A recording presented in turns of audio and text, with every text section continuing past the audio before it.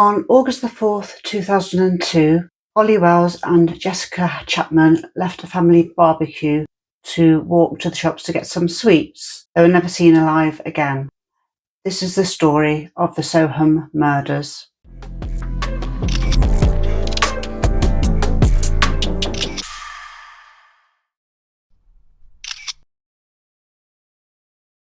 Holly Marie Wells was born on October the 4th, 1991, to Kevin and Nicola Wells. Holly was a bright, active 10-year-old girl who lived in the close-knit community of Soham, which was a market town in Cambridgeshire. She's remembered for her vibrant personality and hobbies. She grew up alongside her older brother, Oliver. She was a creative and energetic child who was a local majorette and played the clarinet. Sorry, she played the cornet, not clarinet. She went to St Andrew's Primary School, where she was best friends with Jessica Chapman. Jessica Amy Chapman was born on the 1st of September 1991 to parents Leslie and Sharon Chapman. She grew up alongside her two older sisters, Rebecca and Alison, who she liked to dress up as and borrow the clothes of. The bubbly and sweet girl who was afraid of the dark and dogs. However, she did possess a confident, independent streak. She was incredibly passionate about football, played football, and she supported Manchester United and was a big fan of David Beckham. And her love for Manchester United really bonded her with her friend Holly, who was also a football fan. So they went out to buy sweets and were wearing their Manchester United football shirts, which made them more distinctive, especially in those days. Girls wearing football shirts wasn't as common as it is now. And they wanted to go and visit their favourite teaching assistant, who was Maxine Carr. Now, a lot of the girls at school loved Maxine Carr because she was young, the youngest out of all the teachers and teaching assistants, and they thought she was like a cool older sister type person, so they all loved her. And Holly and Jessica especially were upset that she hadn't got a full-time job there, so they'd gone round to their condolences. I believe it's the first time they actually tried going to her house. They obviously knew where she lived, so they dropped by. And instead of Maxine, they saw Ian Huntley. Now, Ian Huntley would later say in interviews, TV interviews, and to the police, they said say sorry to Maxine, and then they went on their way.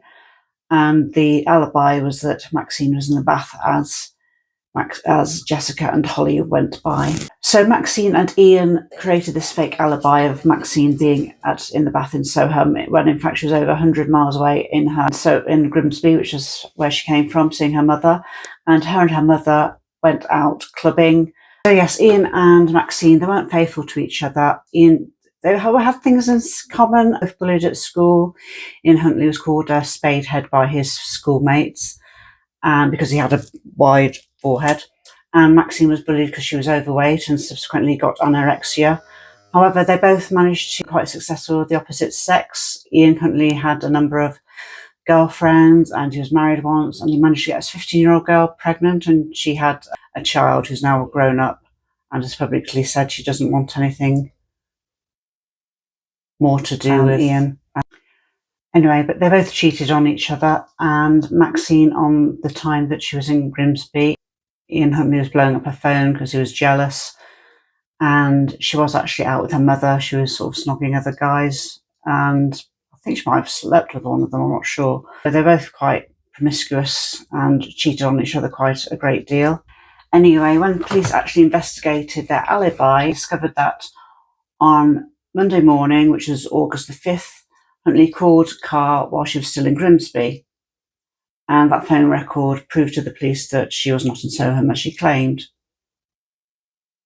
Another red flag to the police was that when she spoke about the girls, she referred to them in the past tense. So both Ian and herself appeared on television, on the news, to talk about Holly and Jessica. And Maxine referred to them in the past tense, which was a bit of a red flag. Maxine did go to a lot of trouble to help create a false alibi for Ian. She created a timeline and a crib sheet so that they could revise exactly what they were going to say to the police, so that they were both saying exactly the same thing. Claimed that the alibi was entirely her own idea. She wanted to protect Ian from the past, as he'd been accused of a sexual offence in 1998, and she obviously believed that he was innocent. Another thing I forgot to mention was that his previous girlfriends, they all finished with him because he was so possessive and controlling, whereas Maxine quite liked that. She made her feel loved, that he was controlling and possessive of her, made her feel wanted. So Maxine feared that Ian was going to be wrongfully fitted up by the police, which he had believed had caused him a previous nervous breakdown. So Huntley's alibi was that on Sunday the 4th, around 6 p.m, he was outside his house washing his Alsatian dog. He did that to explain why he was positioned near the path the girls took.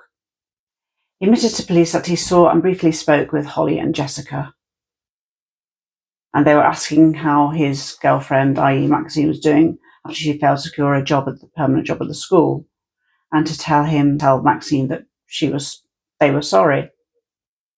And then they headed off towards the local library, according to Ian, and he said this was the last time he saw them alive. He said that at 11 p.m, 3 men approached him to ask if he'd seen the missing children. I assume that was as part of the search when the alarm was raised that they hadn't come home. And he said he didn't initially connect those missing children with the 2 girls he had chatted with.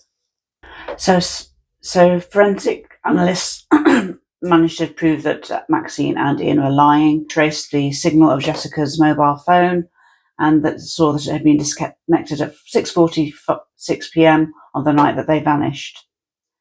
And the signal was pinpointed to a mast directly covering Huntley's house. On the 16th of August, police took formal statements from them and then released them, and then immediately secured a search warrant for their home and the school grounds. Inside the house and the school bins, they discovered pieces of the girls' Man United shirts. Huntley had tried to burn them and hide them.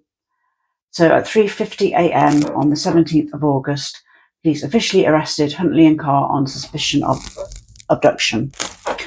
Hours after these arrests, gamekeepers found the severely decomposed bodies hidden in a drainage ditch near RAF Lakenheath in Suffolk, roughly 10 miles away. So the police immediately upgraded the couple's arrest status to suspicion of murder. Following the arrest, Ian feigned a psychiatric breakdown. He was foaming at the mouth, talking gibberish. So on the 19th of August, due to this, he was sent to Rampton Secure Psychiatric Hospital for evaluation, and they deemed him fit to face justice. So obviously his trying to feign a psychiatric breakdown didn't work. He probably didn't know what he was doing, just sort of guessing, and it probably wasn't the right signals. On the 20th of August, Huntley was formally charged with 2 counts of murder. Carr was charged with conspiring to pervert the course of justice, and Huntley's police interviews mirrored statements he gave to media reporters, and he maintained these lies until his trial. When he finally changed his story, the deaths were a series of bizarre accidents. Now, I remember this from at the time. I'm sure he said something, and I can't remember which order it was. The girls banged her head on. Well, they were in the bathroom. Why they'd be in the bathroom with him, I do not know. And one of them banged their head on the bath and died. The other girl screamed, so he suffocated her and she died, and then he panicked and got rid of the evidence, which seems very suspicious and very unlikely. And anyway, the jury entirely rejected this defence because it's so bizarre and unlikely. Who would believe it anyway? So he was convicted ultimately of murder in 2003 and ordered to serve a minimum of 40 years. And Maxine was convicted of perverting the course of justice for lying to police.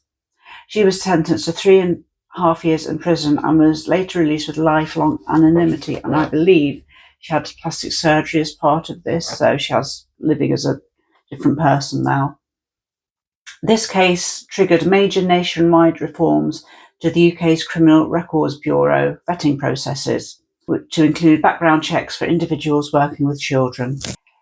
Ian Huntley died earlier on this year, in March 2026, and following a violent assault by another inmate at HMP Frankland, and I believe he was just buried or cremated quietly, and I don't believe anybody attended his funeral. Even his mother had sort of washed his hands of him by that stage. And that's the end of the story of Maxine Carr and Ian Huntley, who were involved in the murder of Holly Wells and Jessica Chapman.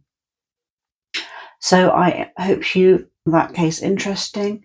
If you like my content, I'm Anne-Marie. Please like and subscribe. Thank you. Bye-bye.